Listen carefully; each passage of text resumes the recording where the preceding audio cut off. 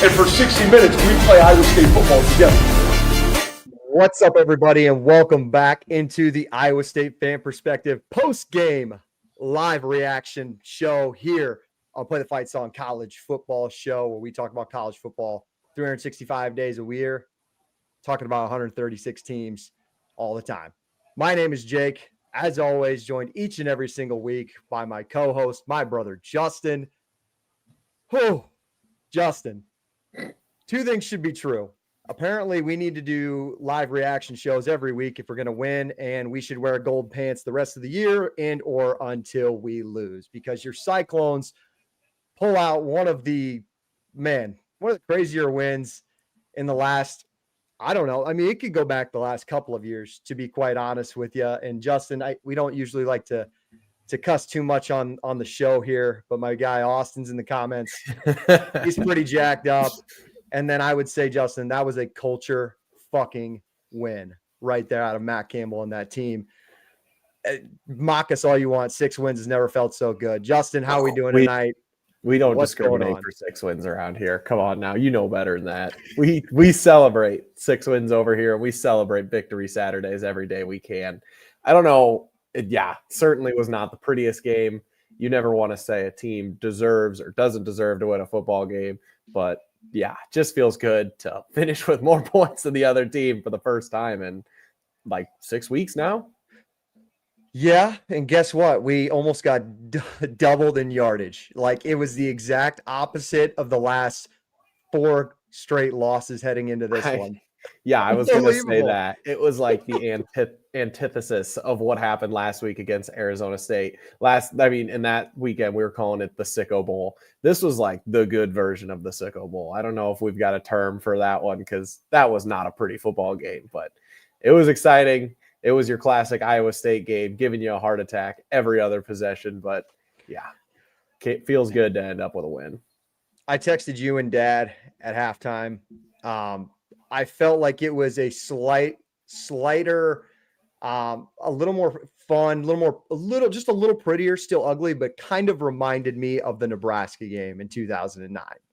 Like, I'm sorry, Parks, if you're listening live right now, I'm sure he's tuning in, but that is what it kind of reminded me of. Plenty of turnovers. God, I wish Quentin Taylor would have gotten that last pick just to get another turnover on the stat sheet.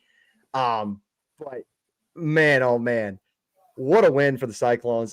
Justin, usually when we do this, we go through, the next week's game, all that good stuff. We're just going to let it all out, pour the emotions out. We'll talk about the box score a little bit, get some of our thoughts out, and then kind of lay out maybe the bye week ahead and see what that kind of entails for the Cyclones. But Justin, it's funny because on my notes that I wrote down, I sent you the link for this live studio at basically after TCU scored to go up 11. And I texted you, I was like, buckle up, win or lose, we're always showing up here.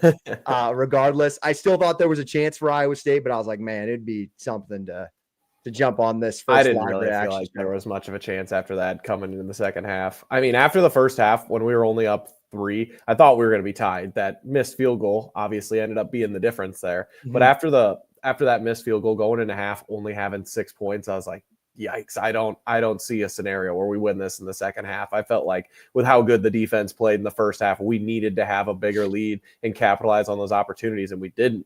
So to see us still end up in this position with, I wouldn't say effortless, but just like how effective TCU was moving the ball through the air and then getting the run going there in the second half, forcing the fumble. It's just like sometimes the ball just bounces your way, and it hasn't bounced our way in 4 straight games now. And all of the turnover luck, all of everything they needed to get the W today just showed up at the perfect time. I was going to write down the differences in, had we lost or had we won. Had we lost, I wrote down, I thought the biggest difference would have been receiver play. And maybe we'll touch on that a little bit. We don't start with the negatives around here. We start with the positives. There's very little positive things to say about the receivers today. Yeah. So that's why we don't start with negatives around here first. We start with the positives. And Justin, you laid it out for us. Like turnovers. Jay Bird, our guy in the comments, special teams. I mean, one of the best plays I can remember in quite a long time. When you flip the field, when you flip the game with an Aiden Flora punt return to take the lead, it's not always the prettiest. It kind of reminds you of your rivals across town, but sometimes winning those games just makes you feel so rewarded. And to just capitalize on the biggest plays on special teams in the turnover game, just sometimes it can win you games when your offense isn't clicking. But I will give a shout out to the offense. Third down conversions. Third down conversions were absolutely massive when it mattered the most. And we talked about a quarterback who's been struggling with some confidence issues. Shame on you guys, not you guys, I should say, but shame on some people for, maybe referencing he should be benched. Guys, this is why he's up there with one of my favorite Cyclones of all time. Rocco Beck just continues to pick up his chin and just goes out there every drive with something new. And he didn't necessarily make the throws that he kind of was accustomed to making on our one-score wins. Yeah. Huge throws, but just when it mattered most. An Eli Green first down that cost TCU to spare one of their timeouts at the end of the game. Basically won them just because time possession, they had to waste their timeouts, and then we gave them the ball back. I keep that in mind. And then it felt like for so long, Justin, we go back to the third down conversions. I said this a while ago, and I feel like we've really missed it since. Taylor Mauser should be a basketball coach because his out of timeout play calls on third downs reminded me so much of like Utah last year, of just some big critical plays. And how about a little naked bootleg, Justin? Yeah, is that a timeout plays were great. Not sure I would say the same about his 2-point conversion plays, but it's different conversation. I would agree. We can highlight. Yeah, we can talk about this in a light manner and be excited about it because Iowa State ended up coming out on top, but there's still a lot wrong with that performance that they just put out on the field. And the reason I was laughing when you were talking about Rocco, because I don't disagree with anything that you said. Flipping the third down conversion rate to get 50% today and having those 2 early turnovers and coming off the games that he's had, for him to just continue to battle and to not give up is amazing and a testament to his character and a testament to this team. But I just giggled because we're talking about a guy who completed 38% of his throws today. Yeah. I was gonna say, what was he? 37 and a half, 9 of 24. Was that what it was? Yeah. How did we just win a game on the road throwing 9 of 24? Well, to Rocco's credit, what did we have? 4 or 5 drops? Like he could have at least been 50% had those all been completed. And they're like out routes, they're hitch routes, like they're easy catchable balls. And then you mentioned the turnover luck, like throws it a little high on Bramer, just kind of one of those Madden plays where it bounces off his hands, bounces off the defender, and it lands in the other team. Just like some of those plays, man, where it just a couple of passes here and there. Third time that's happened on a Bramer target this year too. Yep. And also let's do it. Like, man, shout out to Ben Bramer. Like, that will go down as one of the coolest stories of the year. And it would have been one of the coolest stories if we won the national championship or lost 12 straight games and went 0-12. A guy who just one of the scarier situations I've ever been in a live sports situation. And then he comes out first possession and second possession and scores a touchdown, man. Like that is, they said it on the broadcast. Like that's Hollywood stuff. Like you only write that stuff in a movie. And yeah, it was so big because I know I've been a little, like, obviously the injury and everything was very scary, and seeing him come back from that and fight through that adversity and still show up and be ready to play is a testament to his character too. And I know we've kind of been critical of his play throughout the year because we thought that he could have been the number 1 target for this team coming into the year. We had a lot of high hopes for him, and it hasn't really been there. For him to come into this game after what he dealt with and still kind of put the team on his back in that touchdown situation and in that drive was really cool to see. 100%. I know we're kind of getting ahead of ourselves. Guys, if you're joining us for the first time, we really, really appreciate you tuning into the Cyclone Fan Perspective. Remember to like the video, subscribe to the channel. We cover all Cyclone content all year long and college football content here at Play the Fight Song. Justin, I feel like we've gone too long here, though. 11 minutes on this video, and we haven't talked about John Haycock's defense. And we talked about it previewing the game. I was like, man, there's part of me where like, this is a really bad matchup and our young corners have an opportunity to get really taken apart on by Eric McAllister, by Jordan Dwyer, which they did at times. But then there was also that part of me that I mentioned. I was like, well, we haven't seen a pass-heavy team like this all year. And somebody put it on X the other day. It was like, well, John Haycock's defense was basically built to slow down the late 2010s, early 2020s of those fast Big 12 offenses. We touched on that a little bit on Monday. And that came to fruition. And you had a guy in Josh Hoover, little hand situation, was wearing a glove. They still stuck to the passing game. They just threw it and threw it and threw it. And we finally saw the defense at its purest form with, what was it? Now with Jamison Patton down, that was 5 original starters, I think I counted. From the Kansas State game, we had 5 original starters on that defense taking the field. I saw somewhere at X that it was 6 or 7 even. I don't know if I could list everyone right now, but yeah, I think the defense is definitely built to stop an offense like that, and it really helped keeping everything in front of them and keeping TCU.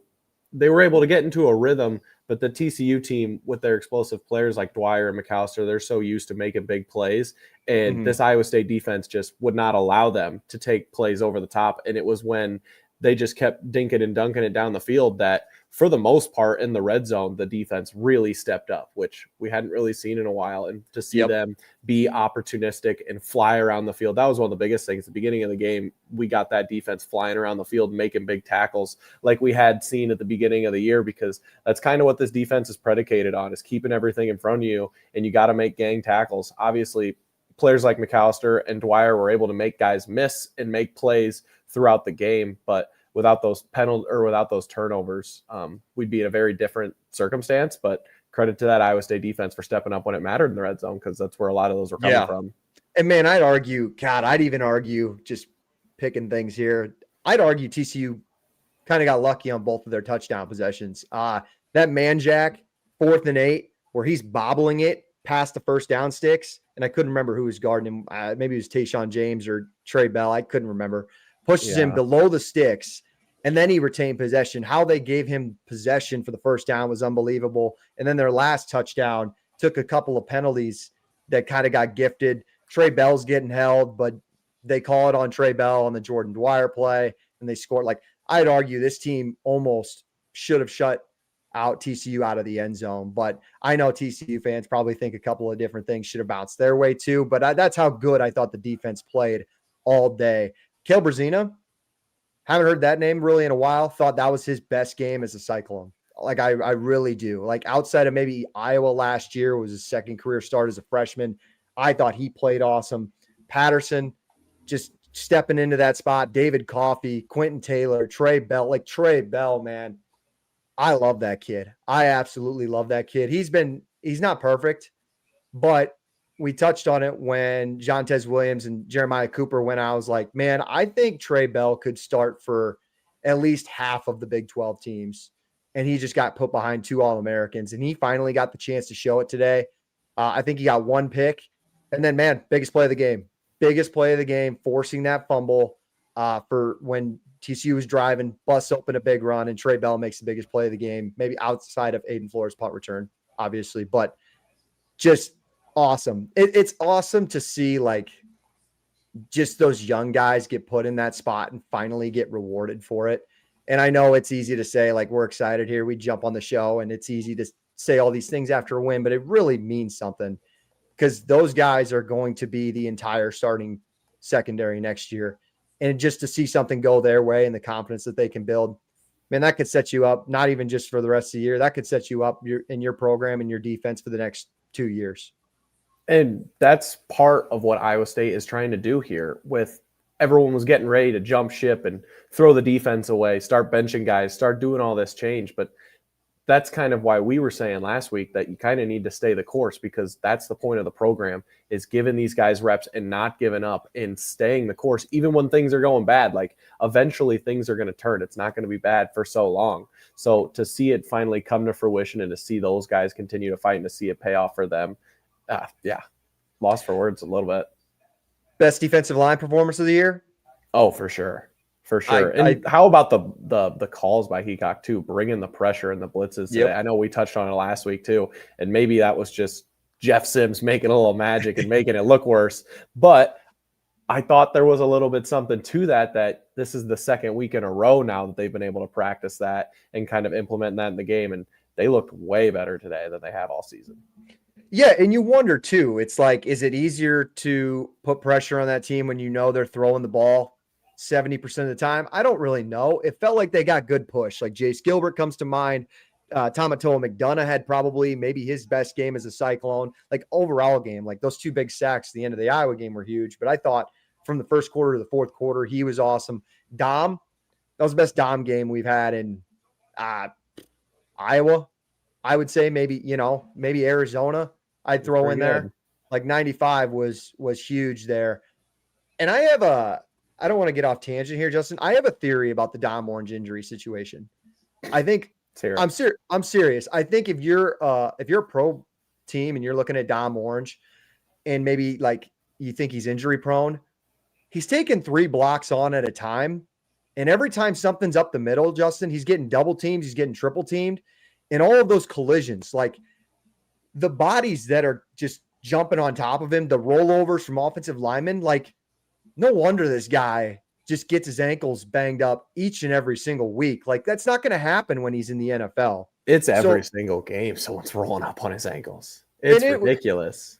I just came to the realization today, like, yeah, it's easy to say as these two bozos on YouTube, we're not in practice every day. We don't see what he's battling through, but it's like today I just had the biggest realization. I'm like, dude, he's got 4 guys colliding with him every other play. And the fact that he's still able to stand upright and give pressure every single time.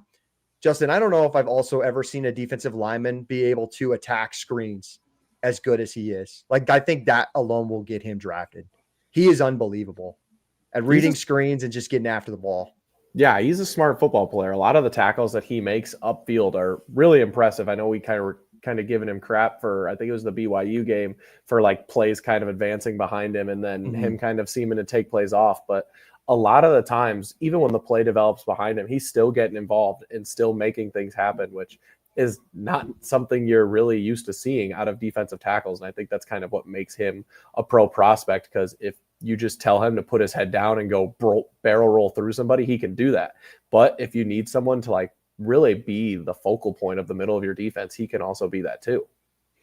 And it's funny, man, like Justin, in 2 weeks, we're going to see the kryptonite of the Iowa State defense and Jalen Daniels. So I know I'm not trying to ruin anybody's mood. I'm just saying, like, I'm really interested to see how this team can respond versus a completely different look in 2 weeks. Does that mean you're going to be in Ames then? You texted me. I don't know what day it was. I'm going to pull it up. If we win on Saturday, that you're going to be there. I'm going to pull it up. I hope my girlfriend's not watching the show right now. I'm be completely honest. Pull it up. She said today, she told me today, she's like, so this means you probably should never go to a game the rest of the year then, right? I was like, yeah, sure. That's true. You've never gone to every home game in a year. So I haven't. Not since we were like 10. I think we saw every home loss in the Gene Chizik era. Wednesday at noon. I've had enough days to convince myself that if we beat TCU, I'll go to the Kansas game. Word for word. If it doesn't rain like it did in Iowa City this week, I will. I'll consider it, because man, that looked miserable. That looked miserable. Yeah, good win. I also wanted to say too, another reason, I guess I should say, why I wanted this team to win so bad is because I wanted the offensive line to finally get its credit too and to get rewarded for playing so well. Justin, this is the best offensive line in the Matt Campbell era, and I really hope we find a way to keep Ryan Clanton around, because you can just see the development each and every single week. Like Carson Hansen's, third straight 100-yard game that hasn't been done since Brees, and Carson's phenomenal. Between the tackles, he runs so hard. But dude, a lot of it's the offensive line and the space that they create. They are just phenomenal. Yeah, he's not making a ton of moves. He's kind of just a downhill runner, one move at the line of scrimmage and then busted upfield. But when he's got the space and the hole is clear for him to make, that just makes things a lot easier for him. And that was something I was thinking about, like when things were getting dark there during the game, thinking about next season. I was like, no matter how many guys bring back, if we don't have Dominique Orange on the defense is just going to look different next year. It just is. And this offensive line, we've got a lot of experience on the O-line. And Mhm. that's just been something really cool to see, especially for us, like when we've been constantly worried about the offensive line play, it feels like during the Campbell era, for that to not be a concern, like it's just a really good feeling. Yeah, it was, and it was good to see them finally convert in the red zone. Got to that for them when they It sucked to see Miller go down today too, because that's been one of the healthiest groups I feel like is our O-line this year. Usually we deal with a lot of injuries at that position too. he came back and he put a Yeah. brace on, which I feel like shouldn't offensive linemen have knee braces, all of them, both knees the whole time. I Probably. know it probably restricts mobility and stuff, but just feels like Yeah, that's a given. tackles probably not, but probably centers and guards for sure. Yeah, so let's stay on the offense quick. Let's attack the receiver room a little bit here. Let's go through the stats. Chase Sowell, 4 catches, 31 yards. Benjamin Bramer, 1 catch, 23 yards, touchdown. Gabe Burkle. I mean, I don't want to assume things. It didn't look great. Just another injury that Can we get a brother a cart? What are we making him walk to the locker room? Yeah. That's what I was wondering. Then they're panning to him like right in front of his face as he's like limping off the sideline again. I was like, what are we doing? Brett Eskelson, 1 catch, 20 yards. Eli Green, 1 catch, 15 yards. It felt like, Justin, after every drop, you saw a little bit of a confidence in Rocco and Taylor Mauser, like play calls, like they're getting a little more aggressive in the pass game. They're starting to call more pass plays. And then every drop, it's like, do you blame Rocco or Taylor Mauser for just going back to the run? Like that's usually how our drives have stalled out. That's usually why we can't convert in the red zone, is because when we get to the red zone, they're loading the box, daring our receivers to make plays. They can't, or we're trying to cross midfield. We're dropping curls. We're dropping outs. Like, of course, the next play is going to be a boring run play because we got to stay in front of the chains and we got to stay positive. And if you can't catch the football, it's not going to happen. It's a young group, Justin. We texted each other this morning. Listen, I hand up before we started the podcast a couple of years ago. I was down on Jalen Knoll after 2022, just for some of the drops that he had. Like these guys, this is a young group that can end up being really, really good in a couple of years. I don't know if they'll figure it out with 3 games left now, but it's something that it's very concerning. And you're not going to see Rocco's stats go up if this group doesn't get any better. I will say there's a trust with Chase Sowell, and Chase has got to learn to catch everything. And I mean everything, because he dropped 2 critical balls, but you can tell there is a little more Jaden Higgins trust in Chase Sowell. Now Chase has got to back it up because he's been buying his time. He's been banged up. He's been waiting for his opportunity. You can see just the urgency on his face to want to break out, and it's there, but he's got to catch the easy stuff, man. He's got to, and he's got 3 games left to prove it. But that was the biggest thing for me when I saw the receivers. They're starting to keep less guys off the field. They're starting to play more 4 or 5 of certain guys. And there's a trust with Rocco and Chase that I think you can really capitalize on these last 3 games that could be monumental for next year and could be that almost that Jaden Higgins look. Yeah, it's definitely, you don't give up on these guys, especially at this point in their career. There's, like we were talking about, like the secondary and the defense, like at this point in the year, a lot of people just kind of write off teams who are struggling, but there's still 3 games left and guys are still getting better every single week. They're still learning. And as long as this team doesn't give up and you keep at it, like things are going to go your way eventually. And I think a lot of the times, like Rocco's obviously had some bad throws that have led to drops as well. But I thought Rocco was pretty spot on with a lot of his throws today. And a lot of it 100% on the receivers today. Yep. And credit to them for sticking with it and still going to Sowell as much as they were after some of those drops and after that holding penalty and all of that. That was the most frustrating thing to me, is like they just can't catch a break and they can't stay out of their own way. Like we want to go to them and run our offense through Rocco because he's our best player on offense. But if we can't get the ball to our receivers and they can't catch the ball, like you got to go to whoever's got the hot hand. And if that's Carson Hansen, this offensive line, that's maybe what we're going to have to be for the rest of the season. And that doesn't mean giving up on the receivers in the future, but if we're still trying to win games this season, that might just have to be what it is. And they might just have to switch up the play calls and switch up the offense a little bit. 2 things. How nice was it to see an Abu Sama and Carson Hansen duo? We finally got them both healthy. You can tell there's a difference, and you're giving defenses different looks every time those 2 are healthy and can switch and flip-flop and stay on the field. And number two, we got a big Rocco scramble that led to a scoring touchdown. Like, that was huge, man. That was huge. What a big scramble that ended up extending the drive. Then you responded with a Carson Hansen big run. You finally convert in the red zone. Like, those were just two awesome things to see. Like, we'll finish something positive on the offense. Those were the two biggest things for me. The offensive line was great. Carson Hansen and Abu healthy, and then a Rocco scramble was very poetic.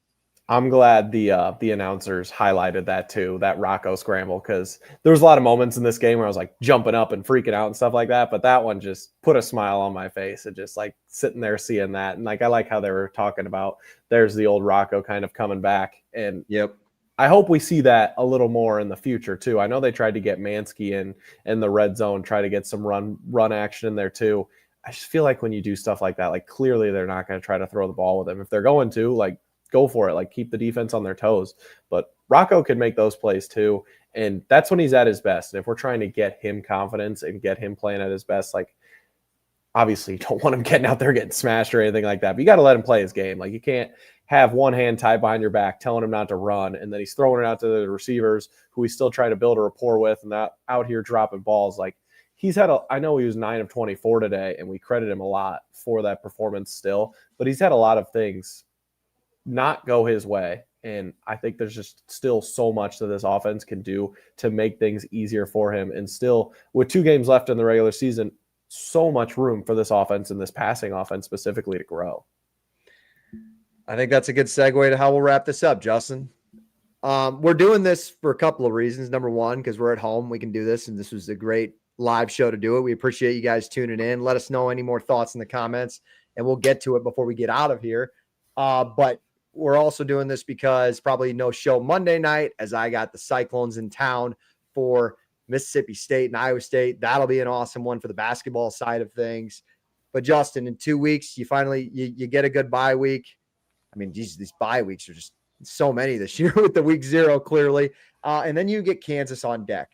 And Kansas also has a bye week next week. Kansas dropped a tough one. I'd have to go back and watch that. Dropped a tough one to Arizona today. They're 5-5, and their last game of the year is Utah at home. And this is a group that probably sees that you've beat the Cyclones 3 years in a row, and Lance Leipold's probably foaming at the mouth to get back to bowl eligibility. And that's going to be a hungry team come to Jack Trice Stadium in 2 weeks. I think it gets me excited again. Like, I think that game, senior night for a good group of seniors, game. It's going to be fun. Like, I think there's a lot on the table still. This is one of those games that in 2025 college football, when the playoff is out of question and the Big 12 championship is out of question, a lot of people don't pay attention to or just move on from, or you hear people start saying like it's basketball season now. But like back in the day, like this is a huge game just for like the program and where they're going, and another momentum builder. If Iowa State can win that game, I mean, you never take anything for granted. I think they're going to go win in Stillwater after that. To finish off this season with 3 straight wins, and for them to continue to improve, to snap this losing streak against Kansas, to get a home win, to get like the crowd involved, to get good feelings back with this team at home after the last couple home losses. Like, there is still so much opportunity left for this team, and I'm pumped for that game in Ames in a couple of weeks. 9 wins is still on the table. That doesn't even feel real to really say. And that's the tough part, right? Like, I don't want to spend the next 10 minutes talking about it, but that's the tough part of this 12-team era in the playoff, is like a lot of fan bases kind of check out once you're not eligible for the 12-team playoff. But 8 regular season wins would beat your Vegas win total. It would still be awesome. Money in my pocket. You'd end the streak against Kansas, and you can go win a 9th game in a bowl game that still has a lot of good meaning. If you enter the regular season 8-4, you can still get a solid bowl game. And if you know anything about us here at Play the Fight Song, bowl games matter. Every Saturday matters, and that's what we're about here. So that's why Justin and I we're jacked up even after this ugly win. Yeah, I mean, we don't have the playoff or the Big 12 championship to play for, but it's just a different level of football. And this is like some of the games that makes college football so fun. These are some of the games that like you still want to compete for championships. I'm not saying that, but like these are games that like Iowa State fans in particular, Big 12 fans can appreciate and enjoy, because you're just going out there and you're playing for a little more than the love of the game. But there's just like that kind of feel and kind of sense to it. And there's not as much pressure. And you saw it today with like how Iowa State opened up with different trick plays and pretty much just letting everything out of the bag. Although I don't necessarily agree with some of those calls that they had, but they're still just like you could feel today there was a little less tension, a little less pressure on the team. And you could see it in the way they played, and they looked like they were having fun. They looked like they were enjoying it. And as a fan, that makes it more fun for us to enjoy it as well. And like, isn't that what it's about? 100%. I think playing spoilers awesome too, because TCU after BYU lost today had everything still on the table. They still have they still had BYU on their schedule. Like a trip to Dallas was still there. And if you're a TCU fan, you just got to feel like you just got drop kicked tonight. Sorry to ruin your night a little more, but to play spoiler to that makes it a little more fun too. It was certainly there for the taking for them. And yeah, we're obviously going to touch on most of the positives here for Iowa State, but there's still a lot for them to grow. And that was a game TCU probably should have had. 100%. Justin, I think that's pretty good. This was fun. I wish we could do these a little more, but I also like being in Jack Trice Stadium even more. Any more thoughts before we get out of here and get to we move on to Kansas? Not really. When that game comes, whatever time they're going to say for that kickoff, I hope the Iowa State fans show up. They're loud and they're proud, and we can go get one more win. Name's Iowa this year. Absolutely. And I'll give our last comment of the day. Shout out to our guy, Jay Bird. He says, I'll be hopeful for a Big 12 championship at the start of every year, but not an expectation for me. I think that's really well said. As long as Matt Campbell is your head coach, I think you should feel like your program's got a shot at a Big 12 title in this new Big 12 era each and every single year. But this is why you root for this version of the Cyclones, because when you feel like the season's out, there's still a ton to play for, and this team just continues to fight each and every single Saturday. And that's why being a Cyclone right now it's no better feeling than to be a fan of this Cyclone football team in this program.